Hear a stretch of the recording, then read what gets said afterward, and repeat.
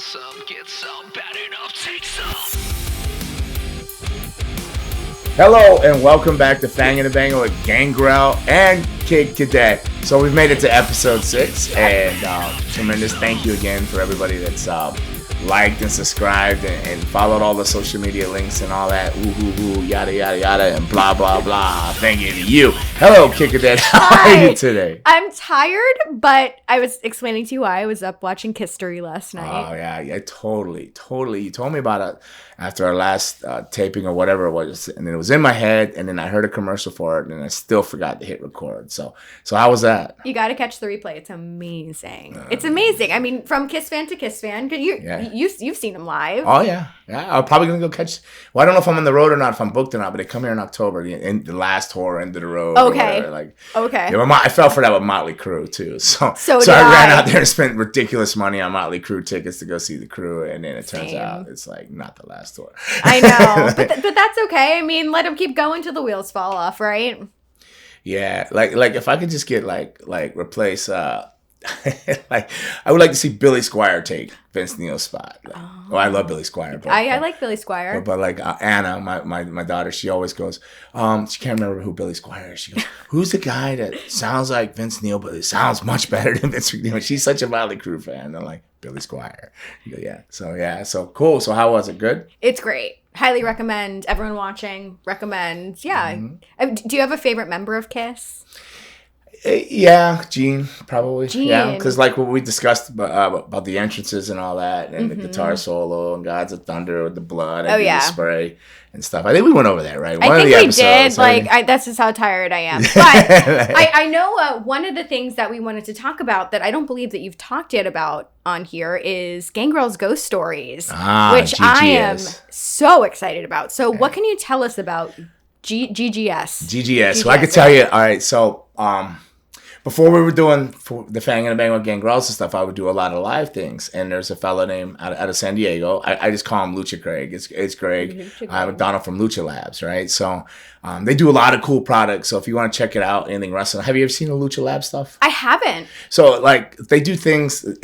If I was to smoke weed, I'd probably actually fall for it because I don't smoke weed. And I'll start listening to it and I really start believing this because they'll explain like Undertaker, Paul Bearer in the urn, and how, because Undertaker lives in Death Valley, there's so much iron in his bloodstream, so the urn is like a magnet. It is a magnet in the urn, so when Paul Bearer raises it up, and they do it like, they have a guy in a white lab coat, and he does it so technically, and then they break things down you start believing it, like, oh, that makes sense. And then you go, wait a minute, that's not possible. So it's really cool. So you can check it out. It's called Lucha Labs. You just put in Pro Wrestling Lucha Labs, or put in like Lucha Labs Stone Cold or Lucha Labs Randy Orton, because they explain the Randy Orton's deal and the Stone Cold Stunner and how much pressure it is to the vertebrae. And they do it all in this like crazy like science like way. They break it up. Science. She blinded me with science. But nobody else probably gets that but me. Thomas Dolby, right? Yeah. So if you check it out. So I was doing a live thing and somebody had asked me about a ghost story. Somehow some ghost story came up, and I just randomly went into like one of my many ghost experiences. So many tons. Like traveling, I traveled, like especially through Europe and Ireland, but like and here though in the States too.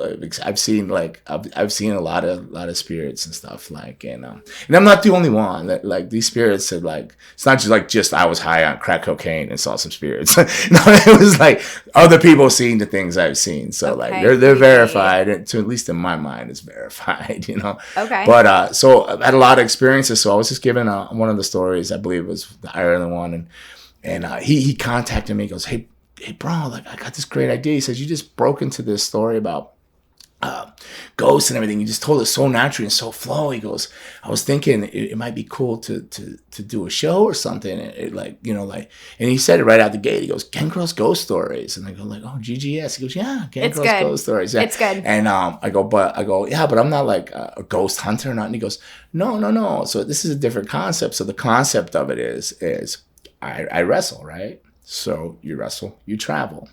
you travel, I've seen different things. I got like many ghost stories. So the plot for this whole thing is they follow you. You fly in, so it's like, hey, so you got the travel cover. You fly in. You're at a wrestling show, so here you got your content at a wrestling show. You're filming it.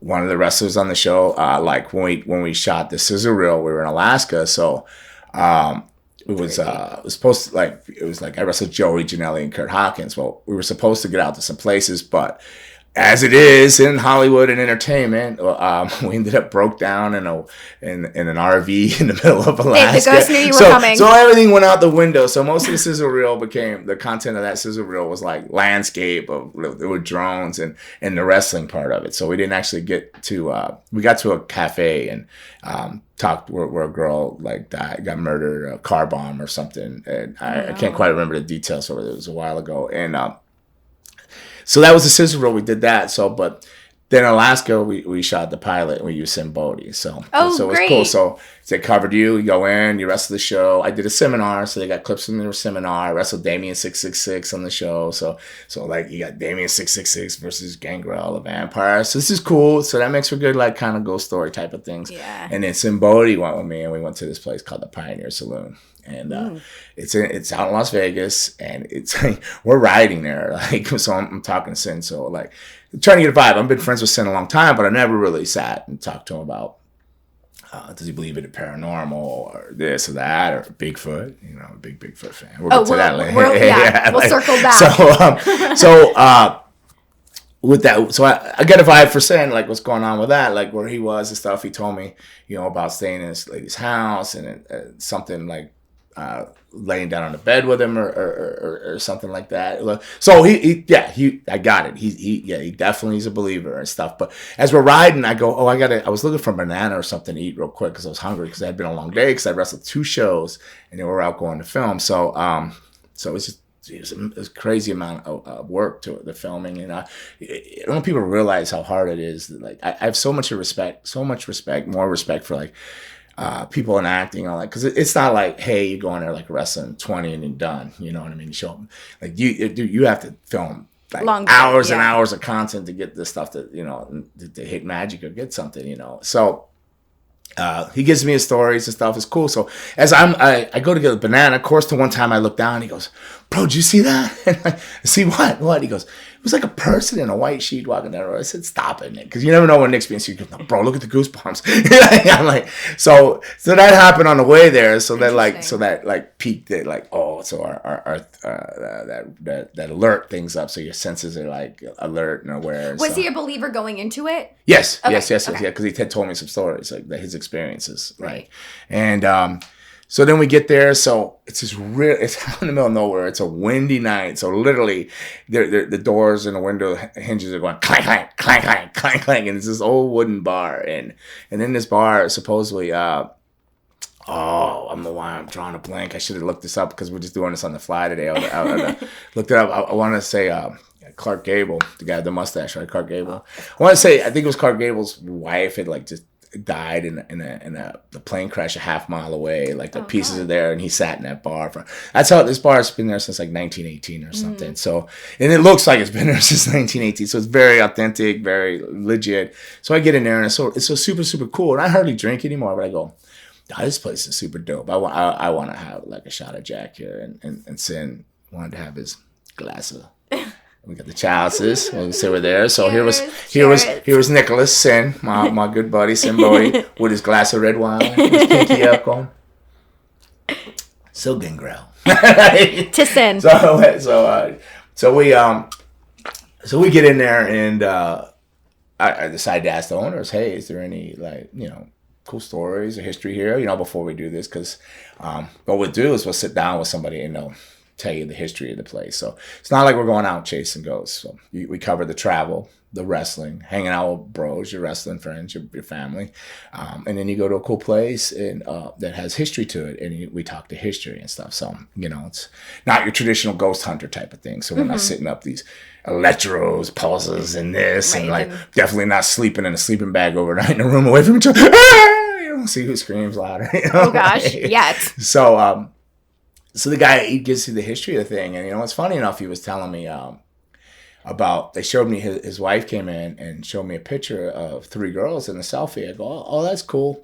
And he goes, no, this girl here is not, it was a ghost. And they showed it to me, and I'm like, okay, so I'm not like doubting it, and I'm not like believing it. I'm like, how could it be so clear? Because there's like 2 girls in a selfie, and there was another girl, like this brunette in the background. I'm like, oh, okay. So I kind of brushed it off, but I had it in my head, it's there and everything. So we move on. We sit down at this table, and we start filming and everything. And it was really good chemistry. It was great. I've known Sin forever. We're talking. The fella that owns this place, Son, gave us the story. So we had banter back and forth, and great content. Really good stuff. Very cool vibe. Got the history of the place and all that. So it's fun. So as we're getting ready to leave, I go, let me randomly take pictures. Again, I'm no ghost hunter. I don't really want to go out and provoke anything. I just want to go tell some cool stories, see some history, some travel, some places, and hang with my buddies, right? So it's perfect for me. This is a perfect show. Yeah. It's tremendous for me.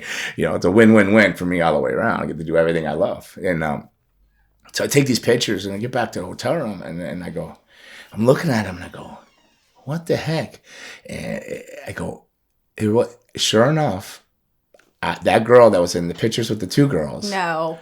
I have a picture of. So when they put this together, it's in production now and everything. You'll see it, and it is so creepy that I randomly caught that. What was your reaction to Well, because I've seen and had so many experiences, I wasn't like, oh I gotta go. So I go, oh, I just was like, wow, that's cool. But I go like, so we were just like hanging, and it was there, So like the reality of it, going like, yeah, this place is like legit, and then to catch that on film, and when I showed them all, like I remember saying he got goosebumps again, and some of the guys, because it was like super legit. It was like, it's not imposed, and I'm not like making up things. You're not a Photoshop artist. No, I didn't. Raymond had to show me how to get my statistics on Instagram. I can't do any of that stuff. So that's the concept of a show. That's how it came around with that. So. It's in production. I don't think I'm at liberty to be able to say the name. The lady in Hollywood is super like relevant and still active in it. Is going to be shopping it around. So I'm super excited. So really looking forward to GGS coming out. But yeah, it just happened over this live conversation telling a ghost story, and but yeah, it's super cool. And that was called the Pioneer Saloon. So if you check it up, I think they even did probably a CSI episode or something there one time. I don't know, but yeah, it's a really, really cool concept, and I'm so looking forward to it. And what's your ultimate goal for GGS? Like, what would you like to see happen? Well, I don't want to say I'm gonna tell you what my ultimate fear of it is like it involves me wrestling. So if the show works and it's accepted and it becomes popular, I'm going like, wait a minute, I'm 52. Am I gonna have to keep wrestling, or am I just gonna start being the old dude that shows up at the shows? Hey guys, I'm hanging out. Let's go talk some ghost stories, Like, so my ultimate fear is like, hold on, if this thing works, I'm gonna have to wrestle like 80 more years or something. And we're here for it. But my ultimate goal is I'd love to see it. And there's a strong possibility. I don't know, it could, a Netflix, route or the sci-fi or something like that. Greg's a tremendous guy. The whole team. We got a research guy. I call him Tommy Bahama, and I got Danny California as a girl. She's doing all that, like the editing and stuff like that. And Anthony's a director, and he does movies and stuff. And I should be shot because I don't remember his last name. We should script shows out. We should actually get a format, because we just wait for him to put his headphones on. Or like, are we going? And he's like, yeah, rolling. Again, we're rolling again. But at least this time I didn't go like, oh damn, like okay, like so. Yeah, I should have put them down, and I should be. I'm ashamed that I don't have all the proper names, because he's a super credible guy, and in that industry and stuff too, like movie industry. He's done he's sold scripts, he's directed stuff, and I think he's currently probably a little bit. I think he's just finished the production on that pilots, because he's going into hiatus. He's going to film a movie, direct a movie now. So, no, like he's like super mainstream. He's like legit. So I got like legit people are on this project. It's so happening. I feel it in my bones. It's happening. It's going. It's just not out quick into 2022. It'll be happening. But yeah, hopefully 2022 we're running hard and dropping them all out there and getting it out there. So do you feel like you're susceptible to like ghost encounters? Because some people are. Some people encounter ghosts their entire life. I've had one that I could say for sure happened, but that was it. Yeah, I think I'm susceptible because I've seen a lot, and like the one that sticks out that I remember the first ones that I remember. Like as a kid, I used to think things, but not much. But as in my adult years, I remember when me and Luna were friends. We weren't a couple yet or anything, and I moved in, I rented a room from her. Right, so I was going through a breakup, and I was renting a room, and I'd been there like I don't know, probably I want to say. I say 3 weeks, but it could have been 3 months. But I don't know the time frame. Anywhere between 3 weeks and 3 months. I've had a lot of chair shots to the head and stuff. But I would sit there and I would there was the kitchen and there was a dining room, and then every day I would see this lady go through, like a white silhouette of a lady. It was an older lady and everything, and I'd be like, what? And then I go, but I'd see it all the time. And then one day, I went to her and I said, hey, I want to ask you something. She goes, yeah. Well. I go, do you ever and I'm pointing at the area, and she goes, oh, you see her? Oh, so she She goes, oh my God. Goes, yeah, and Dick Slater, she was with Dick Slater for a long time. They lived together, and she goes, yeah, Dickie seen him too, Dick Slater. It's like so like I know there's verification. It's not just me being crazy when this first started. Like so, he goes, yeah. I go, she goes, she's friendly though, she's cool. I'm like, oh really? Like so, and I would see her forever, like on and off for however long it was there, like 4 or 5 years or something like that. And then one day. We were moving. We had to move, and we gave a lot of stuff away. So my dad collect jewelry boxes. I don't know. He's this big burly guy with a beard, this cowboy guy, but his thing was like little music boxes. So Luna said, hey, that'd be cool to just give it to your dad. We're moving, whatever. And I said, okay, cool. So I gave it to him, and I didn't think anything of it, like, because we were there another couple months, and I hadn't seen the ghost or anything. I hadn't seen her, but I just didn't think anything of it because it was so common. There's been some nights that I would sleep with my feet up off the bed after I seen it, because some nights just be a little bit more spooked for some reason or another, but it was never harmful. But so like we gave the music box away, we gave a lot of things away. We were moving, preparing to move, and we're moving to Tampa, and because there was more wrestling in Tampa, of course. When we wanted to go over there, like she was already established as a wrestler. She's done Florida Championship Wrestling and so on and so on. She's comes from a wrestling family, but me, I felt there was more opportunities to move to the west coast of Florida. Wrestling was more hot. There was more shows and it was just more opportunities. So we were going to move to Tampa for me, which was an awesome move, and it was a good move. But I didn't think that I hadn't seen the lady or anything, and I thought nothing of it. And then I was talking to my dad like right before we left, and he goes, oh no, I might have to get your little brother some kind of counseling. I'm like, why do you gotta get him counseling? My half brother. And he goes, he just keeps talking to this lady in the wall. I'm like, he said, oh yeah. And I said, well, what does she look like? He goes, I don't know. He says she wears white, this lady in the wall. I go, it dawned on me. I think that I hadn't seen this ghost anymore, a spirit. So I think it went with the jewelry box, and went to that house there, because he goes, he's just talking to her all the time. He was worried that he was going to have to get him. What was he? 5 or something like that. Yeah. So he was. I go. I think there was a ghost here. Maybe he went with that jewelry box. He goes, I don't need your damn ghost. Where's you keep you going? But you said it was a positive experience, right? I did feel no bad. That's good. I mean, every once in a while I was creeped out, but I don't have to see a ghost to do that. I just get some bad feelings sometimes. I don't like to sleep with my feet hanging over the edge of the bed. I pull them back. I don't know, man. I don't know if the boogeyman's under the bed or what. Never boogie. I don't know what it is, but sometimes I just don't like to let my feet or arms hang off the edge of the bed. That's interesting. But would you say that most of your experiences have been positive or no? Okay. No. Not positive. No. I tend to believe see or attracted to more darker type of things. That's horrifying. I could say I'll tell you. I mean, I guess so many sorts, but I'll tell you one that's like maybe more wrestling related. Okay. Right? So there's wrestlers in it, so we don't veer away from.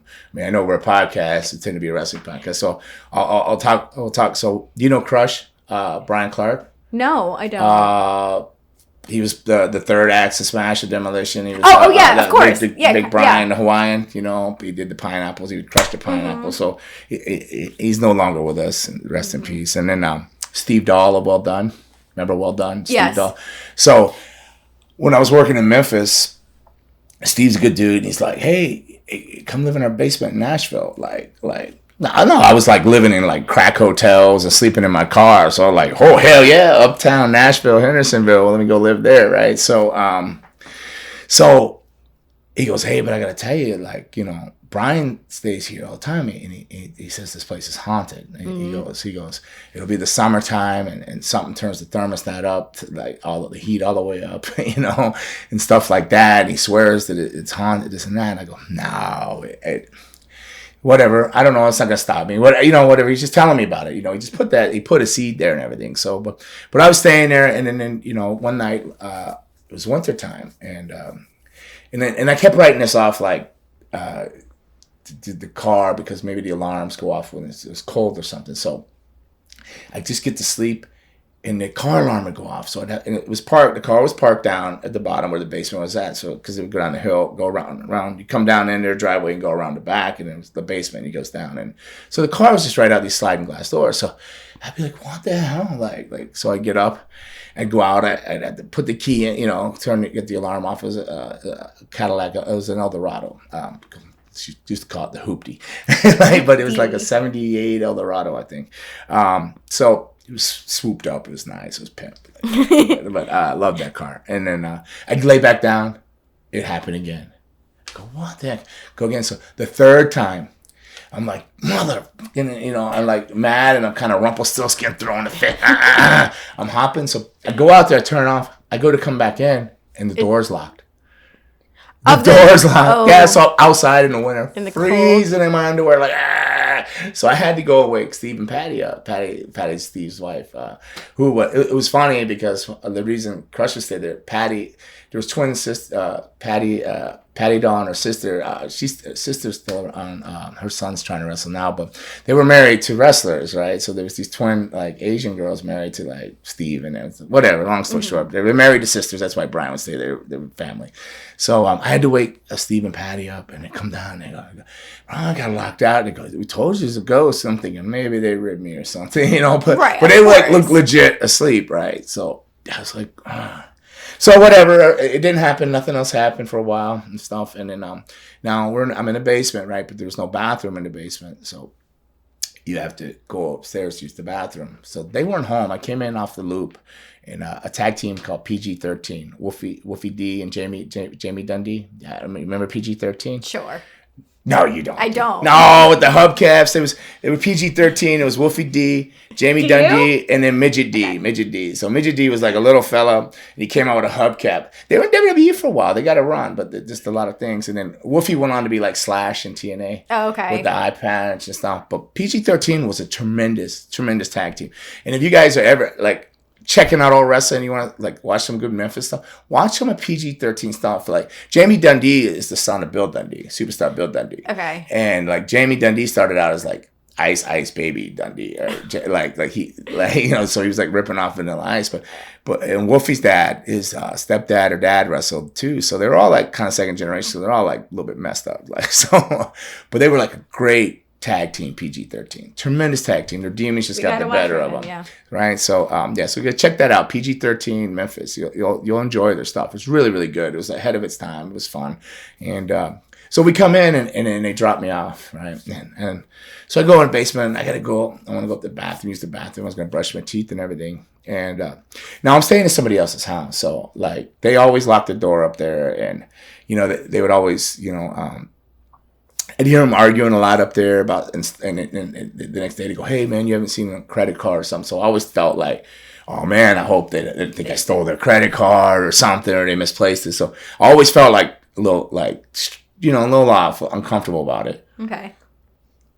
I don't know why I'm telling you all this to get to this thing. So it's okay. I'm telling, like, details. So the door they always lock their door. Like I never tried to handle, but I always assumed it was locked, but the door is always shut up there, right? So, and the door, their bedroom door's right across from the bathroom.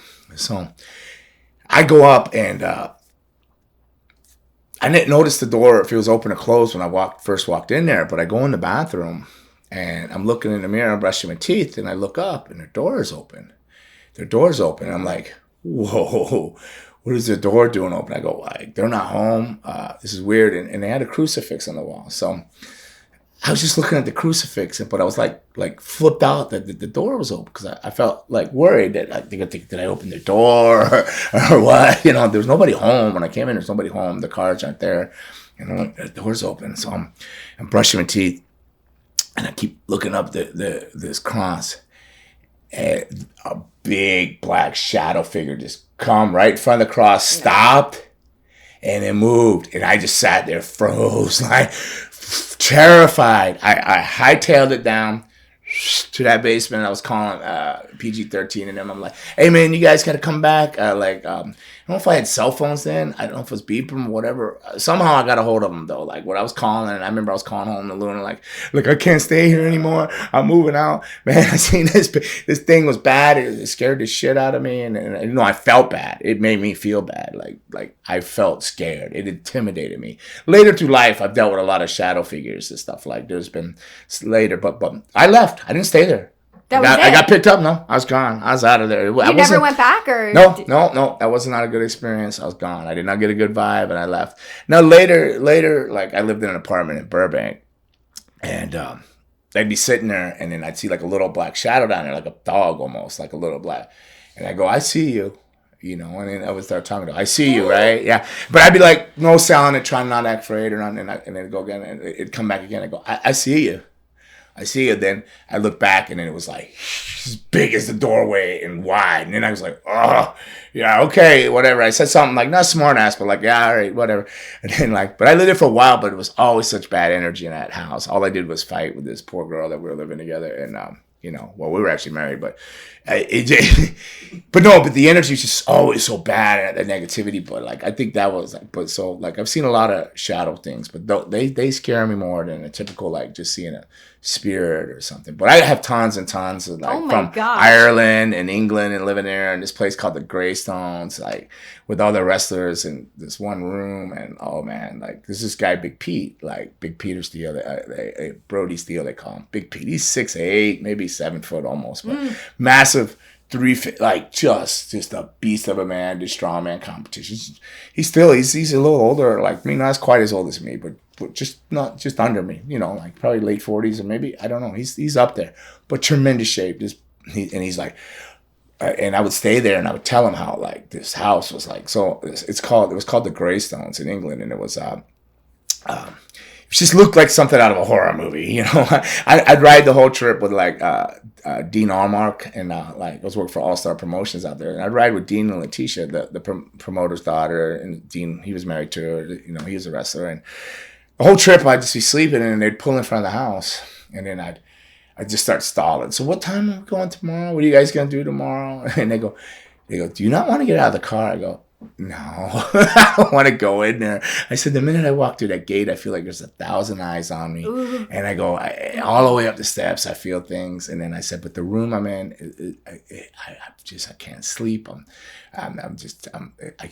Bad feeling. You know, I feel like there was this window in the corner. There was only one window in the room. It was the biggest room in the house, and everybody was trying to be nice, give you the big room. It's like a bed and breakfast. So you share a community bathroom, you share a community thing, and I'm telling them this, and they're like, well, yeah, there was a Canadian wrestler, or it might have been an American wrestler. They said he came over and he stayed in that room one night, and everybody found him sleeping with a Bible in the common area the next morning, and he went back home. He didn't stay. He went back home. I go, yeah, I mean, there's something really bad in this room, you know. And then I'm telling Pete throughout the trip, it would come up all the time. I keep saying, man, this place is haunted. And he goes, and he's this big guy, he always calls me little buddy. He's like, little buddy, there's no such things as ghosts. I don't know the difference. We were just talking earlier before we went on set about agnosticas and agnostic and atheist. What is it? Yeah, agnostic. Agnostic. Yeah. I don't know quite sure what he is. I don't know if he doesn't believe in anything or something, you know.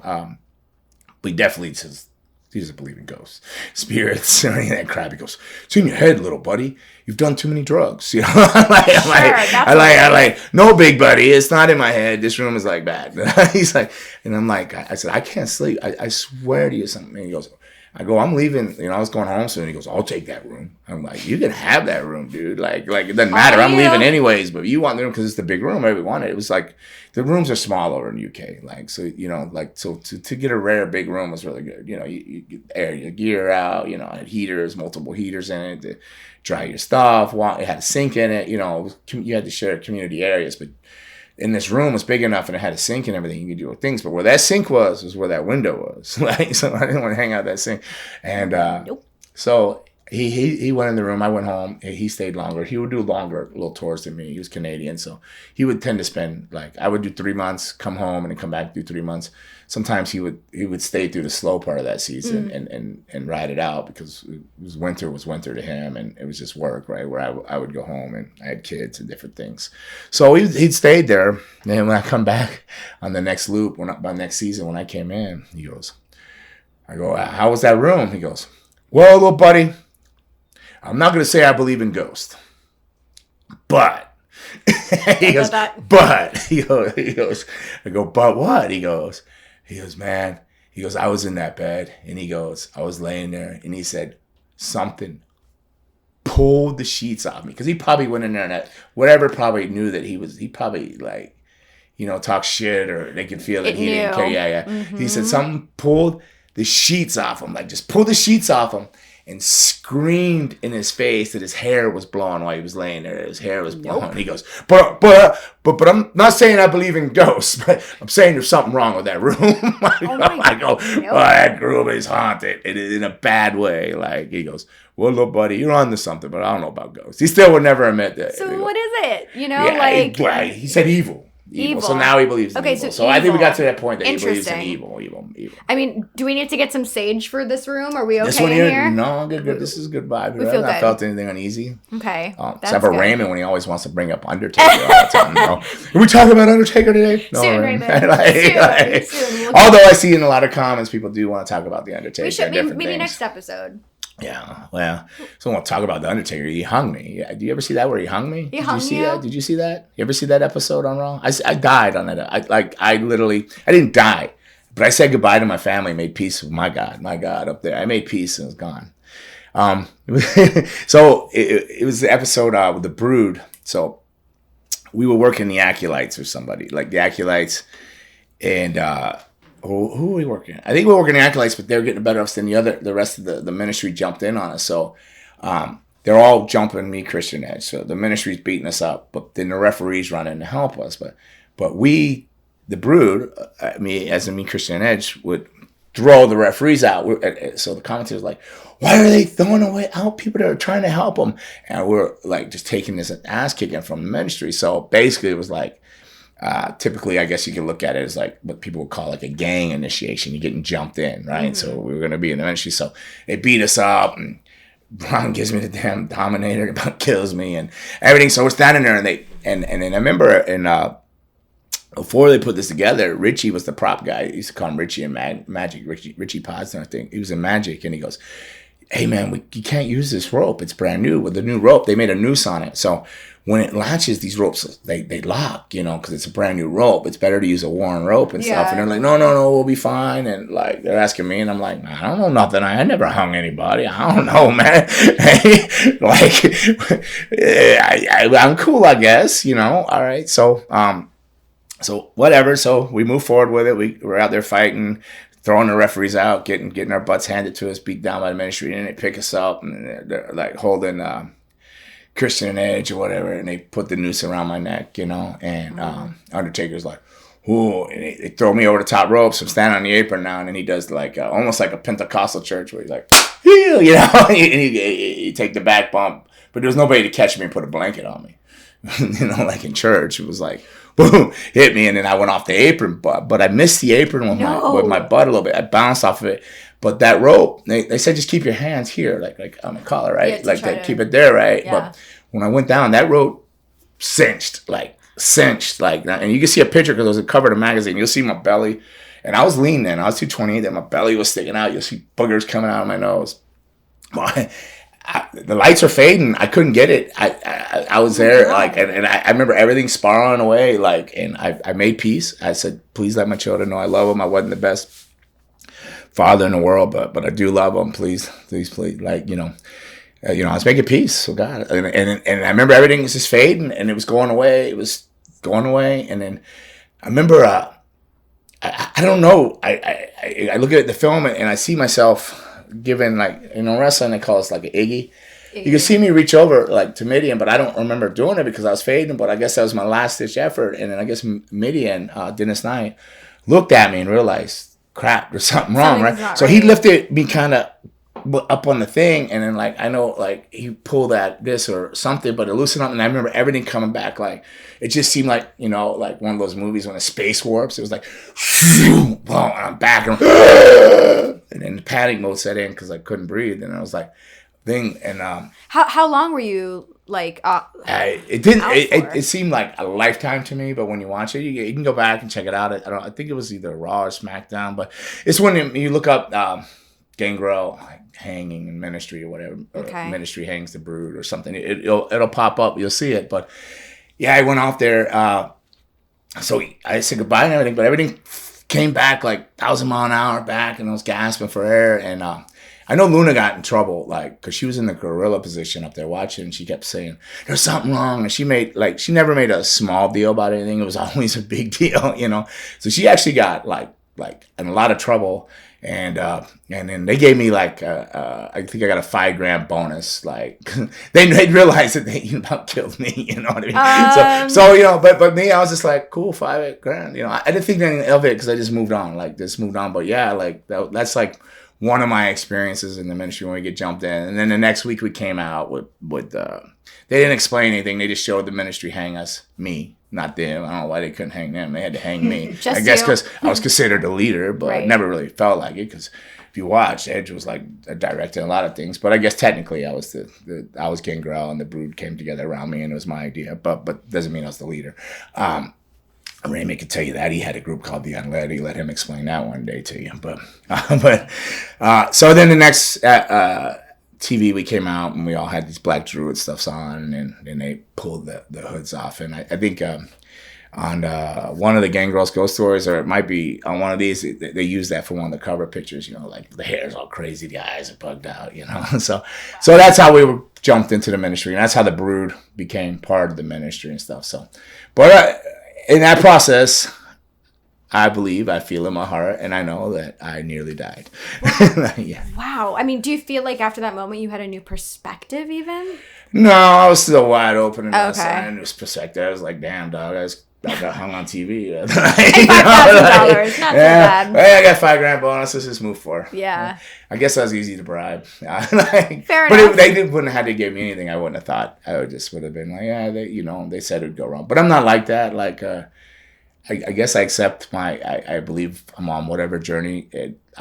I don't know my journey, but I know my journey's predetermined, so I'm just on that path. Okay.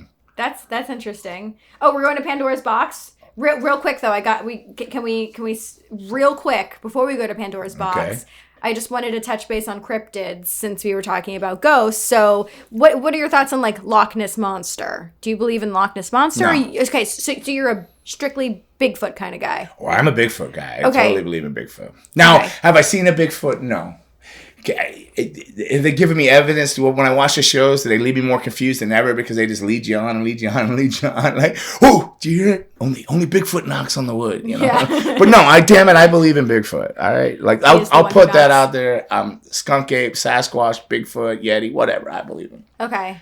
I feel like Loch Ness, I don't know, because like I don't know, I didn't grow up in Skyland, and maybe I don't have the vibes, but I fished in the Everglades as kids and felt like something was always out there, whether it was animal spirits watching or whatever, or just because your parents will tell you, like when I'm fishing, hey, don't get too far away, the skunk ape will get you, or you would hear stories. The question, like Bigfoot, I believe in. Now here's what I'm going to ask you: do you believe in the chupacabra? Oh, I mean, I feel like I dated him, so yeah. There's a lot of chupacabras out there. Yes. Yeah. Do you? Yeah. I think it, because I did a lot of time in Puerto Rico. I think it was a military experience up in Iui, up in the military base. Something gone wrong, some crazy stuff. It got out. Yeah, I believe in the chupacabra. Ooh. Yeah. Oh. Well, on that note, shall we into Pandora's box? I guess so. You got this guy trying to land planes over there. So Sorry. We can I guess we got to talking too long. It happens. That's what we're here for. Yeah. All right. Are you ready? These are all Undertaker. No, I'm just kidding. Okay. So this is from, I believe it says Curve Solo. Sure. Mm-hmm. Okay. During the Monday Night Wars. Oh, yeah, I see him on the live feeds. Yeah, because I always spell his name wrong. So I can't read the little print, and then I'll put like, I'll forget the L or so. I put Curve So, but it's Solo, like Han Solo, Curve Solo. Curve So with an underscore, right, or something. I don't know. I see him watching the live feed, so thank you, Curve. Always on during when they premiere, I see him on there. So. Well, this is or girl, boy. I'm not sure what. Thanks for watching regardless. Yes. During the Monday Night Wars, were you ever thinking about jumping ship to WCW? No, actually no. I had a lot of heat with WCW, so WCW I feel like so this is a long story. All right. Let's rewind it back to 1990. Buckle in. Right, let's buckle it up. We'll just see about go get you some water or whatever you need to go use the restroom because here we go. So, all right. So WCW. So, like I've worked for Georgia Championship Wrestling, NWA, and then so long as it's gone up to WCW. But at some point in '93, I don't even know if it was just WCW by then, right? Whatever. So '93. I was booked to go to Memphis. I had to try out in WWF, and I did the vampire thing, and like they shit on it. They're like, no, we're not, no vampires here. But Jerry Lawler came up to me and goes, "Hey man, I think it's great. Can you be in Memphis on this such and such date?" And I'd like to do that. So, boom. So I ended up taking, I was booked in Memphis. I was going to work the Memphis territory. I worked for Jerry Lawler. I was like, hoorah, I didn't get WWF, but I got Memphis, so whatever. Memphis is great.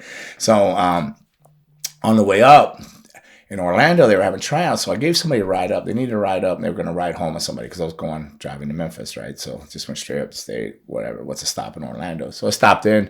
Why don't you try out? Some Blackjack Mulligan's there.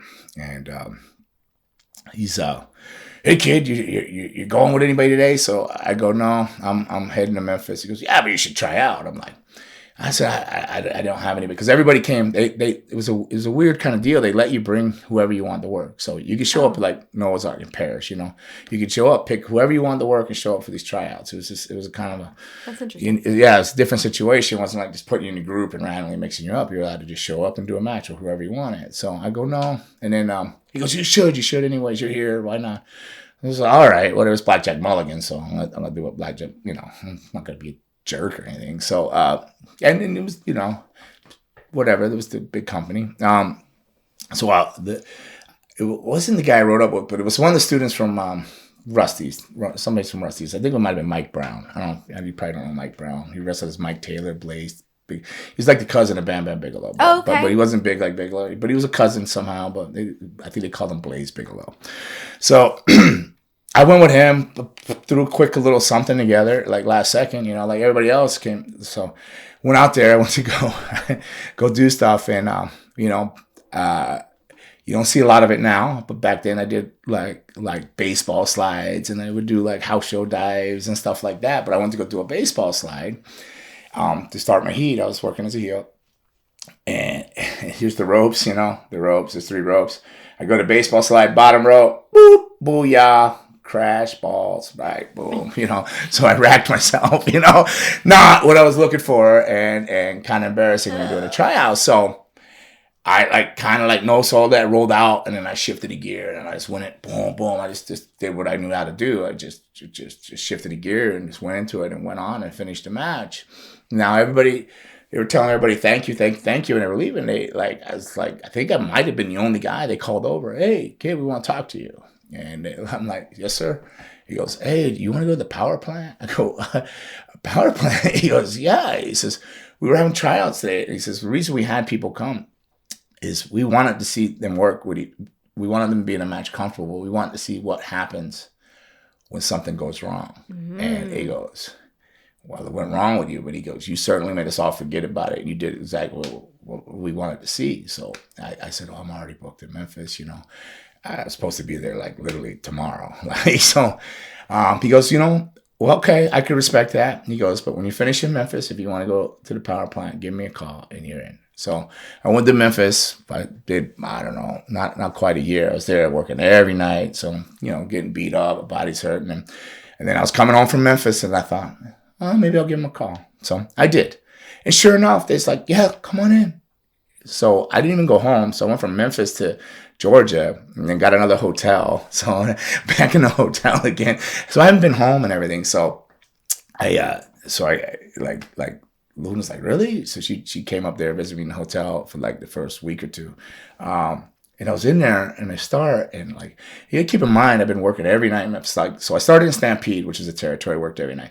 Then I was going on to Japan. Then I went to Puerto Rico with territory, worked every night. And then Memphis, I worked every night. So I got some mileage on my knees and there's some dings and stuff on this old body. The knees were hurting, and I was feeling, wasn't grizzled yet, but I was working around some stuff. I was beat up. So, and we're in there and you got Sarge, Buddy Lee Parker, and he's like, so their gimmick is you're in there, you're doing 500 squats, and they're like yelling at you, you're doing them right in a row. Don't you puke in my thing, like I'm going through them and my knees are screaming. But I hadn't done 500 squats since I trained with Boris, like when I was like 87, 1987, 88. So I hadn't stayed, I've been working, and it wasn't squatting and proving that I can last in squats or anything. So, but I did. I got through them, and man, I puked in a trash can. I did. I didn't stop. I kept going, and then I remember my legs were so sore, they were hurting, but I would keep showing up. So they would squat you all morning and then run rope drills all night, like all afternoon. Not at night. It was in the afternoon. So it was like an all day thing, 5 days a week. So I'd do it. I'd go through it. My legs were killing me. Just like I'm like, oh, I can't. When you do too many squats, but this was like overkill. So I would go to the bathroom and I'd pee and I'd go, Luna, my blood is like brown, like iced tea. She goes, oh, don't be ridiculous. I go, no. And then like the next day or something, I just look, and she goes, oh, you need to go to a doctor or something, right? So I go to a doctor. And the guy goes, yeah, you've squatted so much, you swelled your muscles that you're pushing stale, stagnant blood out, like old blood out of your thing. So it's flushing all this like out of your system. So it was like old, stagnant blood. That's how I explained it, from too many squats, just over excessive stuff. And so that was whatever. So then, but I kept going, and they kept having me go in there and work with guys. It's just these big muscle guys. They were like gigantor.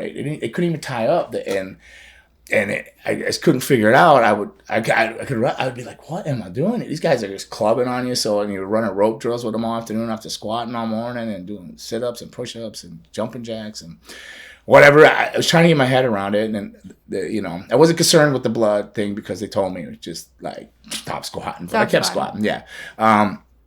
Or slow it down, like don't do so many. And then, but then I got the flu. Like I got really, really sick. I was sick, not feeling good. And then, and they just kept having me work on this like arm bar and look crazy out. Like my eyes, they say, stare out, let's see it. And I think they were doing everything to break me, but they couldn't break me. Cause I don't quit easy on anything. Like, so I just won't start it if I feel like it's something I can't do, to be honest. And then I'd worked this submission, this arm thing, for all this time. And I was like, I don't get what's going on here. They weren't telling me anything or stuff. But then they had me come down to, if it was Omni or Center Stage, what it was called at the time. Like, it came down and said, hey, come down. We want to talk to you. So I went down there. And now, keep in mind, now I have the flu and I'm sick. And keep in mind, I haven't been home for I don't know, a year now, or like, and I've been in hotel rooms like Memphis. I was living in my car at one point, living in like crack things, and then I left because it was shortly after the ghost thing, so I came home shortly after the thing in Nashville. So they go there and then they offer me a job, like, and I was like, oh, I was ecstatic and everything, and they had me do like an intent that I was going to sign and everything, and so I was all cool. So I was super stoked, super pumped. And this is what a lesson I teach to my students, like to not do this stuff now. Because I couldn't understand why I was in there with all these guys that couldn't even tie up, and they were like just clubbering and beating me, and I had been wrestling, So you can't get too big for your own britches and stuff, right? And stuff, things, and start thinking that you're better than people, which I didn't. I just didn't understand why it was there, like, and why I was going through all this and being like hazed and this and this and that. So, but I got through it all, and I got offered the job, but I did the butt thing, it's always the butt. I go, Blackjack, sir, can I ask you something? Sure, kid. And I go, why did I have to go through this process? I would have never usually asked that, but it was just like something made me ask. Like, I just was so confused. And it was a hard lesson to learn. He goes, because you're fat and you're still fat. I was like, what? And I had keep in mind from when he seen me in that first tryout, and then when I went to Memphis, I started training a lot. I was on the road every night. Hell, I wasn't even getting paid half the time. So I leaned down. So I dropped 30-something pounds, right? So like, I was like proud that I dropped weight, but I never said that or anything. But in my head, like I was like feeling good. I'd look in the mirror more, walk by a mirror, like a little bit. Hey, you're still fat. We just make sure you get your ducks in a row.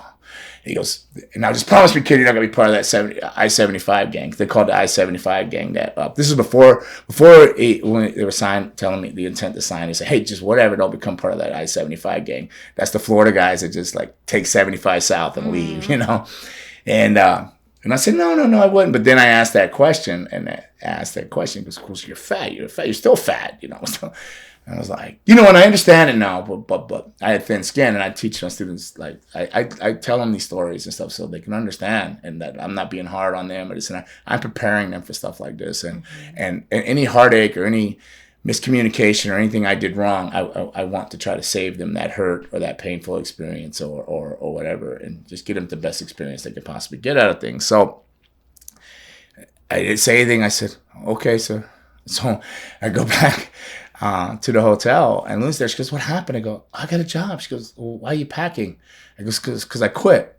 She goes, what?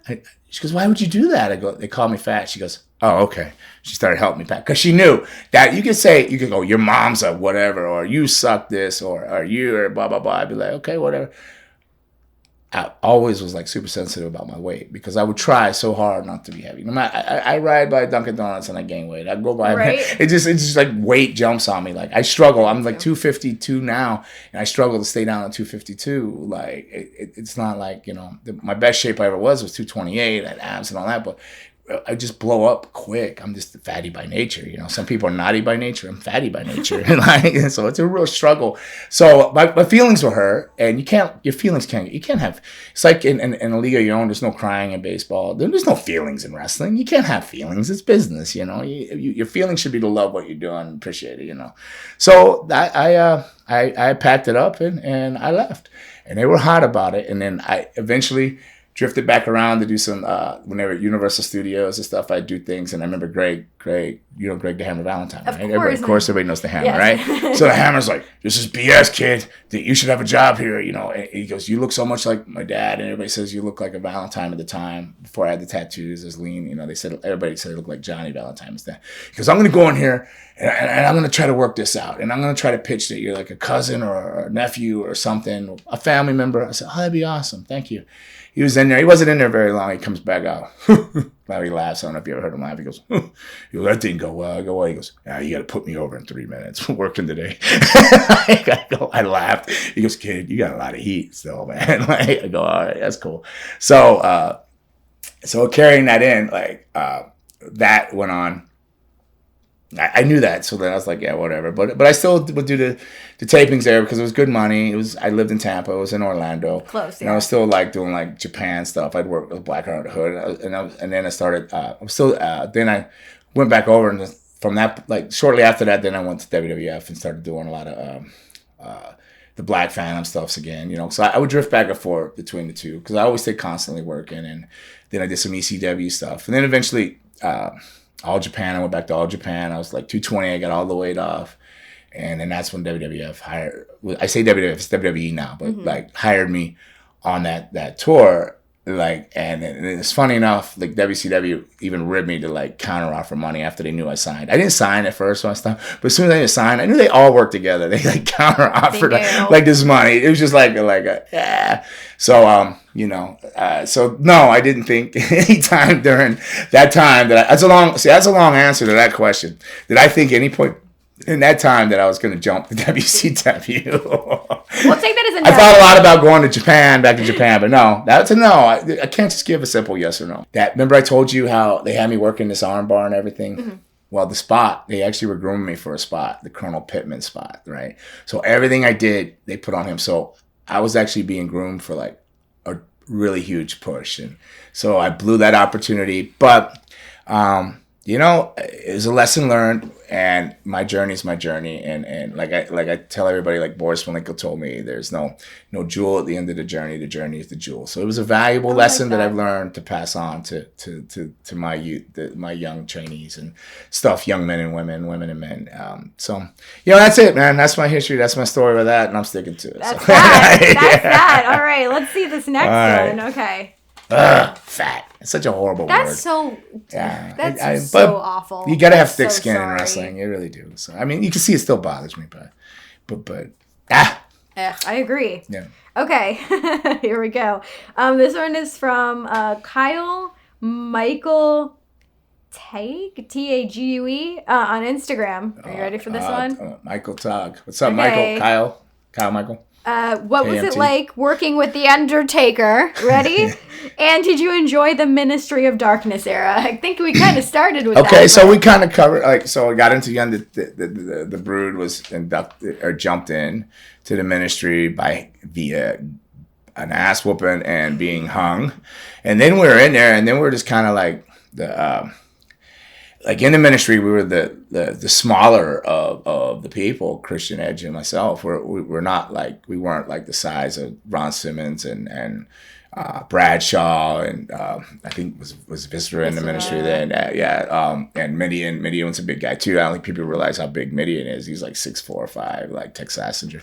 Right. So we always in there. So it was okay because you're always on TV, right? You're always going to be involved in something like a main angle or something. So you're always in there. But we're kind of like the whipping boys of it, But here's the thing: is they would always have the Ministry come out on the stage at the end of like an angle or whatever they've done and show the dominance. How the Ministry would line up, and Brood would be like far left wing, way over here. And it'd be boos. The Ministry had heat. They'd be like, woo. But then the boos, whatever, would start. The boos would turn to Brood. And I think I told it earlier in some earlier episodes or something that we did that maybe I haven't. Maybe like so many stories in my head. But that's when I like leaned the edge and said, hey, man, we're out of the Ministry. This is done. He goes, what do you mean? I go, listen, man. They're going, Brood. We're supposed to have heat as a Ministry, not Brood as a single entity being over, and they dislike the Ministry. Sure enough, shortly right after that, they broke us up out of the Ministry. And then we feuded the Ministry, and then they broke the Brood up. So, yeah. So I think the Ministry was the death of the Brood. But to be fair, the Brood couldn't go on, as I explained earlier, episodes about when I on the ENC show, how I talked to Edge, like I ask him like, what's the first thing let's ask when you're at a signing, and they ask about the Brood stuff, and so I go, yeah, we're only like 8 months, short story store. Imagine if it would have lasted any longer, how much, and you would have never been able to shake that. They knew they were putting a rocket to his ass, strapping a rocket to him, and he was their guy for the future, which I was super happy for him, and he did a great job, and he's such a class act, and he's such a lovely human being, and he said, I don't know if I talked about it, but Father's Day he sent me a Father's Day picture he had with his 2 daughters. Oh, it was tremendous. It was the most great, gorgeous thing. I think we covered all that though. I think we dabbled. Yeah. So the Ministry, it was what it was, is what it is. Everything is everything. It's just however you want to look at it. It was an experience. I don't look at it as, I don't want to say it's negative. It was nothing but positive because you had a lot of solid airtime, and people will always associate the Brood with the Ministry, and so it was cool and everything. But I think the Brood could have survived and did better on its own, without being in the Ministry. But yeah, it was dope. Anytime you're working with the man, the Undertaker, that and stuff like that, and you're on that level. It just elevates you. So good or bad, you're elevated. So it was good. It was overall good. Okay. Yeah, all right. So, cool. Awesome. All Raymond, right. you got 2 Undertaker things here so far today. Raymond's overjoyed. He's always smiling. He's crushed. You know, he's no. Okay. Undertaker. Okay, here's another one. This is from Freeway's Slim Thick. Freeway Slim Thick. Okay. Now, can we break that down? What do we possibly pick up from Freeways Slim Thick? I know what Slim Thick is, but I don't know. Like you're small, but you're still like thick. So that's good. So that's a good thick then. That Slim I guess. Thick is a good thick. Slim, I guess. Okay. All right. Is it a girl or a dude? I don't know. I don't know. All right. So all right, Freeways. What was your We're question? gonna break this down like a match. We're gonna get some commentary. We're gonna be charging you a tollway. You're gonna be tollway Slim Thick. You're going to pay for that Slim Thick. All right. Where do you personally? Oh, okay. I like this. Where do you personally draw the line when it comes to supernatural occurrences in wrestling? I like that question, and I'm very curious your opinion. Well, you have to break it down. Explain to me what I'm asking. Just What? like break the question down. Like a supernatural help me occurrence comprehend it better. Yeah. would be like someone using a super human ability. Like hurricane and a choke slam or something. No, like it would be like using like Undertaker makes lightning come down. yeah, but Well, I think Alessa Bliss is doing something that I did in Spain with Rikishi and him for it was called NWA over there. Mm-hmm. Now they wanted to 2.0, whatever it is when you upgrade the vampire thing, right? So like I never wore contacts. The only place I wore contacts was when I worked in Spain. So I wore contacts and I carried a box, Bible similar to Pandora's box out, right? Wow. And when I would open that box, it had like flash paper and I do like a ritual kind of thing. So this box is whatever. But my supernatural thing was as a vampire, like when they glam you. So like I was working like Graves, Corey Graves, who's called SJK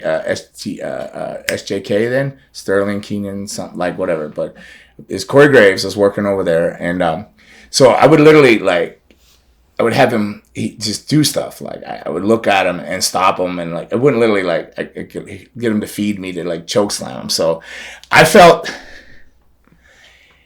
that was too much. Like I without TV to explain it, like because these were house shows, and maybe they were explaining it later. But I think when you're in an arena of whatever, these are huge arenas. There's probably 40, 50,000 people. Like there was a lot of people in these arenas, like these bullfight arenas and stuff in Spain. They're probably going, what? You know. But we did enough other things in the match. If they didn't comprehend it, they wouldn't be so lost about it. Like so. Tremendous chair shots. One of those nights is when I got the 19 staples in my head from a chair that exploded on my head. But that's a whole other story. But yeah, that was Corey Graves. But yeah, so I did something like mind control. So if I'm understanding right, Bliss is doing something like that. Yeah. Yeah. So where do I draw the line? Maybe like right around there. Like, you know. Okay. Well, with TV back then, no, I don't think it was good. Now. It's sports entertainment. You have entertainment in the thing. I mean, if you're gonna watch the TV show Supernatural, I mean, so they're chasing demons. They're doing this, right? It is so far. It's entertainment now. So as a professional wrestler and being an old school guy, I think I'd rather see some more wrestling. But I mean, as long as people are not going out there and just jumping up and giving themselves choke slams, maybe if you're in their mind and you can confuse them a little bit and make them, you know, like they got to shake off a thought or a feeling, maybe. But, because that's just a presence, right? You can intimidate somebody to feel like you don't have to have a supernatural power. You could look and lure somebody in your eyes, your facial things, and you confuse somebody. You could draw them in. So that can happen, right? Yeah. Well, I was gonna say, but if it fits the character, you know, like it works for you, you know, or did when you were in. It did. They were trying to make it work. Yeah, and I just think if you have TV to explain it, then it can. Then it makes sense. Yeah, it makes sense. But I mean. Who am I, like I said before, I've said this many times, to say, oh, you got to draw the line there. There was no vampires in wrestling when I did a vampire thing, right? So I've been constantly, like, the black heart things, we had no face or no mask, no eyes or nothing. This is before anything. So we were like these no face things wrestling. So, like, throughout my career, I've always pushed the envelope. So I'm not going to sit here on a mighty throne and wear a crown and judge. You know, I'm not going to judge. Off with their head.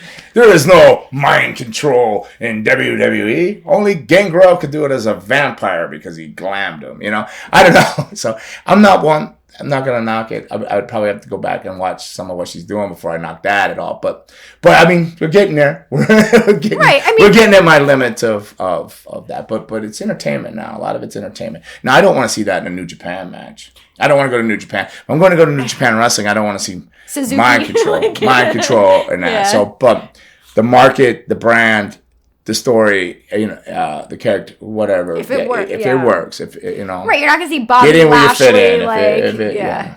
I would like to see Bobby Lashley with some mind. That would be fun. But do we have some time for more? Okay. Here's another one. Oh, thanks, Slim Thick.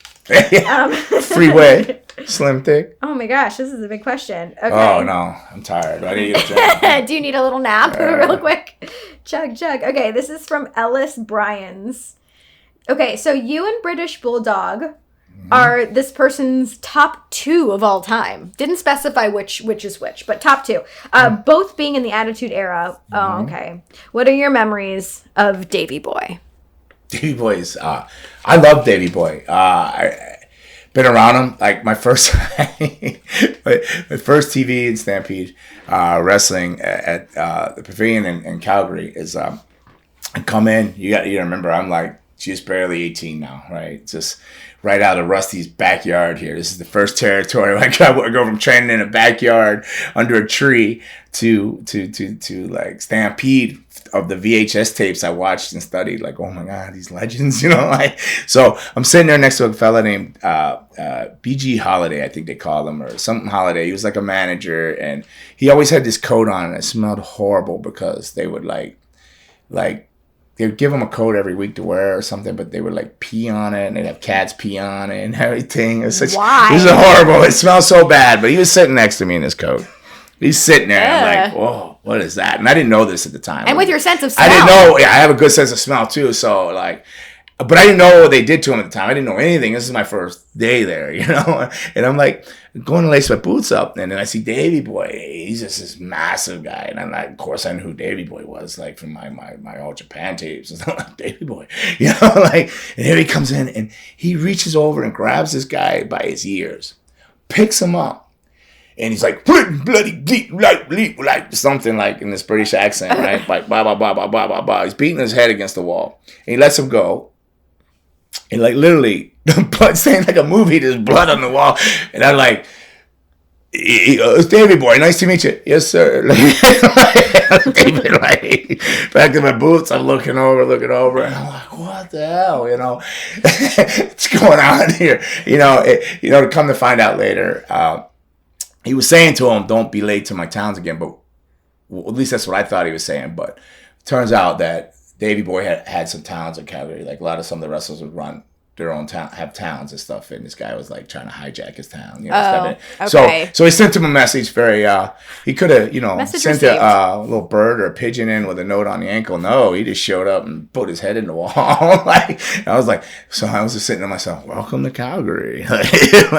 So just needless to say, I was a little intimidated by him from that point on. And then, but down the road, I had a good friendship with him, and I've had some really, really good matches with him, and he's carried me through some. One of the memories in the Attitude Era was Davey was known. This is when he came back, and he had the jeans and the belt. And he's so big, and he would go home like short on his matches a lot. Like they give him a time like 8, 9, 10 minutes or whatever, and he'd go home in 3, 4. So we go out there, and it said it's like you're gonna have a 4-minute match, and then I'm like, okay, and he's like, all right. So we go out there, and 4 minutes comes and goes, and like 5 minutes and 6, and he's like, I'm like, are we supposed to go? He goes, don't worry, they're ribbing me, mate. We got this, like, and then we did like, I don't know how long we went. We went for a while, but he carried me through like, and I was not I was there. I had a job in the company, so I was a worker at the time. But we went on and had a good match. He says, "Oh, they just read me. We got this," and we carried on. So, he knew that and he told me in the back. He says, "Yeah, I've been going short, so they just tried to rib me, but we're good, So yeah, Davey, I don't know. I had a great relationship with him, and I miss him. He was a great guy. Dynamite I didn't know very well. I didn't have a whole lot of experiences with Dynamite, but Davey was a tremendous human being, I cherished all my times with him. Never had a bad time, just a couple scary times. That my first time I ever met him in Calgary. That's new things. But he's so when I see Harry, his son, it's so great. It's like almost seeing it, it's cool. And he was like, "Oh, I watched your match with you and my dad. It wasn't bad." And I go, "What do you think about me? You think about it gonna be bad?" He knows it was well. It was good. It's a lot of wrestling because he likes the rest. He's like a stickler on wrestling, and he likes the shoot type of reality of stuff of wrestling and stuff, so he puts it in there. So no, it was cool, man. I love Davey. That was great. It was awesome. Well, we got one more. Do we have time for one more? Okay. Oh, you're pushing it today there, isn't he? Feels like he swerved some more time in there. I know. It's all right. Okay. Oh, this is from Julian_9X.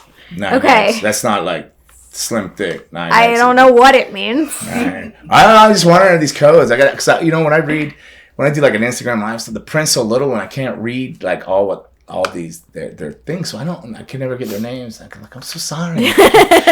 Something. So I would have seen 9X. I'd have been like sex 9X. 9X. What does that mean? Well, they want to know what's the real story behind forming the new Brood with Matt and Jeff Hardy, and what was your favorite Brood? Was it Edge and Christian or Matt and Jeff? All right, let's get it clear. There was favorite Brood is going to be Edge and Christian feuding the Hardys, because that was just a tremendous time in my life. It was fun, the Brood, and because it was something I wanted, something I pushed for, as it came together, it was magical, right? So that's going to always stand out over like a new Brood version, right? Nothing against Matt and Jeff. I love them, but I love the Brood versus Matt and Jeff. That's always going to rank number one up in there, right? So the real story behind forming the new Brood is that, well, we did the Undertaker thing I explained earlier, and then they had to break us up. But the reason they put me with Matt and Jeff is because, to be honest, Michael Hayes was driving Matt and Jeff crazy. So he was doing what he thought was right. He was doing the old school route, like mentoring them, But like mentoring them is like. Call him the beer wolf. He would have a 6-pack and his hair get crazy. He'd be like, "My time is your time," So like, I've had some goals with Michael Hayes, and like, oh man. So basically, they had to get. They wanted the Brood done because they had to get Edge on his own way, whether it was ENC, whichever way they went. But they knew they had to free Edge up. They had big plans for Edge, and the Brood was consuming it. So then they had to get the Hardys away from Michael Hayes because they were driving the Hardys crazy. So like, and then I guess they probably foreseen like these Edge and Christian and the ladder matches that came out of this, right? Right after these breakups became the ladder matches that led them on to be famous, like the made ladder matches and TLC's all this famous, right? So they had to get him out of there. Michael was I love Michael Hayes. He tried to make me a rapping vampire once. He goes, you're like from the hood, man. You could flow. We'll call you Rapula or something like that. Oh. He actually had me come in and do like a battle with John Cena for the producers or somebody in a little room like this. Come in there and like do like battle rap with Cena back and forth. Can you battle rap? That's I could back then. I was very fluent back then, but like my playlist was like always like ludicrous drama. So a lot of underground Kid Rock before he was like something. They hung out with him a few times. That was cool. But like and Eminem before he was popular, and then I listened to a lot of D12, different things. I like a lot of rap, hip hop, and different things. But so Michael's cool, but he was just kind of driving the Hardys crazy. They need to shuttle him out. I think they need to get him out of there. And then I was supposed to go with Terry Reynolds, and then something went sideways there. So, but as it worked out, then you got those ladder matches. So then you got the Hardy Boys in there. So the new Brood didn't last very long. So it was very short. It was shorter than the regular Brood, I believe. Yeah, it was. But I mean, there is nothing better. And I know Money in the Bank is like happening now, right? Ish. I mean, there is nothing better than the Hardys and Dudleys and, One day I'm going to have to come on here. I don't know how much time we have. We're going to have to clear up because it always bothers me, and Edge knows it bothers me when I did the ENC show. Remember that network show, right? WWE network show? Mm-hmm. And I went on and did it. And I was what was I on that show? Do you remember what I was? What do you mean by that? I was the Bigfoot. I was the Yeti. I was the Yeti. So, what perfect guy that believes in Bigfoot to be the Yeti? They come out. You have to see it. I think the fans will know what I'm talking about. Okay. They all know. So it was like New Day and them, and then I was the Yeti. No, I watched it. But they did a reenactment on there, and Edge kept saying, "I know you're hot. I know you're mad." I go, "Well, of course I am, because you're not telling the story right." And because Michael Hayes was going to the Hall of Fame, he goes, "Oh, well, we got to do it this way." So the story was so I was with Edge and Christian, and Michael Hayes is with the Hardys, right? So we were outside Pittsburgh at an Outback, I think, an Outback Steakhouse. So you got Edge and Christian over there eating real proper, nice, clean food and stuff. And then got the Hardys over there kind of like sitting at their table eating some good foods because they were doing they were on a good path at that time. And you got me and Michael Hayes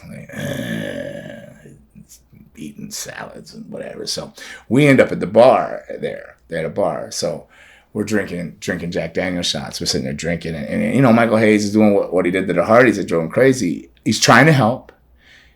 He's giving you advice and stories, but they become over and over and over, right? So they're like the same story. And I go, yeah. I go, "Hey, kid, it's my dime, so it's my time." You know what that means? I go, "Yeah, it means you could tell me the same damn story again." He goes, "What?" And he got hot. He goes, "You want a headbutt?" And I go, "Yeah, I want a headbutt." Of course, he got a little Jack Daniels on the system, and I can see Christian and him looking over like, what's going on over here because it's getting loud. So he hauls off and he gives me a headbutt. Wow! He cracks me once. Like, I crack him in one. Boom! And at an Outback? Yeah, an Outback. A classy establishment like Outback? So we're like tick for tack, 1-2s with headbutts, and edging them in the Hardys go, "Hey, we gotta go outside." So we go, he goes, "You want to take this outside?" I go, "Yeah, I'll take it outside." So we go out, the headbutt, not fight. We're not talking about fight. We're headbutting, right? So we go outside, and he cracks me with a decent one. I said, "All right." So I said, I'm not holding back on this one because I was being respectful. So I came in, my crowd, he opened up, he started bleeding, and I hit him again. Boom! He took a knee and he started going, "Knaves," which means, knaves like time, like that's just the Freebirds gimmicks, knave, right? So yeah, like, hey, but when they told the story and reacted it, they did it in because they would call Michael Hayes the Beer Wolf because you have a few drinks, his hair would grow up, and he's like, he gets we turn into like a Beer Wolf. So the Beer Wolf wanted the headbutt that night, and then but when they reenacted the story, they did it the other way around, and they put Michael Hayes over. I go, he goes, "Buddy, you didn't read my book though, did you?" I go, "No." He goes, "Well, I told it the right way in the book." So I go, "But you reenacted it." I go, "It doesn't matter, But obviously it does matter because I felt like I had to retell the story. So yeah, fair. But yeah, so the Beer Wolf, that kind of experiences and stuff like that, I think was just kind of like the Hardys probably always saw themselves as the Hardy Brothers. Like if you listen to Matt, he'll tell you he made a statement not too long ago. Where he ideally would like to finish his career tagging with his brother. They got a tight bond. They're brothers, right? So, it's the Hardy Boys. It's not Michael Hayes and the Hardy Boys. Right. You know what I mean? So like they just want to be the Hardy Boys, I think, and then do their thing. And then he given good advice. He would just repeat it a lot. This shit was golden. The stuff he says, he's been around a lot. And you got to remember, who did I say my favorite 6-man was? The Freebirds, baby. Michael P.S. Hayes, Terry Gordy, and Buddy Roberts. So I have all respect in the world. So to me, it was kind of cool to headbutt with Michael Hayes. But then, Yeah, because I'm a big Freebirds fan. But yeah, there's a lot of back and forth to get that to explain something. I don't know if I really explained it, but well, you answered the question, and then this was like the bonus. So bonus round. The bonus story. All right. So is that it for the Pandora's box? That's it for today. That's it for until today. the next one. Those are good questions. All right. So this is episode 6. There was good questions. So always great to. It's tremendous. So this is what. So we've done 3, 4, 5, and 6. So yeah, so it's going good. What do you think? I'm having the time of my life. I look forward to this. I really truly do. Yeah. Even if you're tired after your Kiss documentary, I'll take a nap. Whatever. You come in here and knock it out of the park. So I guess we'll just wrap it up and tell everybody thank you. Thank you for tuning in to Fangin N Bangin Gangrel and Kick Your Dead. And I guess we'll see you next week. Want some? Get some? Bad enough? Take some. Is that my cue? Do I get to say take some? You get to say take some. Yeah. Okay, we do it like that. I'll say want some. You say get some. Bad enough. Take some. Yeah. This is Fangin N Bangin with Gangrel and Kick Your Dead. Peace out. Bye, guys. Bye.